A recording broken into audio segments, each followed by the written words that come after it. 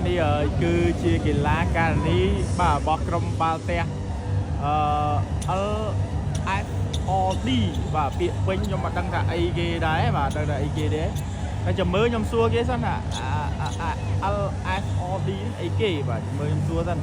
បងប្អូនសិតតែជាកីឡាករនេះមកពីសាលាអន្តរជាតិបាទមកពីសាលាអន្តរជាតិក្នុងការចូលរួមពានរង្វាន់បាល់ទះបាទឯកឧត្តមសន្តិបណ្ឌិតនេតសវឿនឆ្នាំ2025ដើម្បីអបអរសាទរបាទទីវា7មករាយើងនេះហើយបាទមិនមែនជាកីឡាករនេះអាជីពអីទេបាទពួកគាត់តែជាលេងគេហៅថាលក្ខណៈបែកញើសបាយនៅក្នុងសាលារបស់គាត់ហើយនេះជាឱកាសមួយដែរបាទដែលសហព័ន្ធកីឡាបាល់ទះកម្ពុជាយើងគាត់រៀបចំឲ្យមានការប្រកួតពានរង្វាន់មួយនេះកើតឡើងបាទដូច្នេះស្រីគឺថាគាត់ឲ្យចូលរួមច្រើនហើយ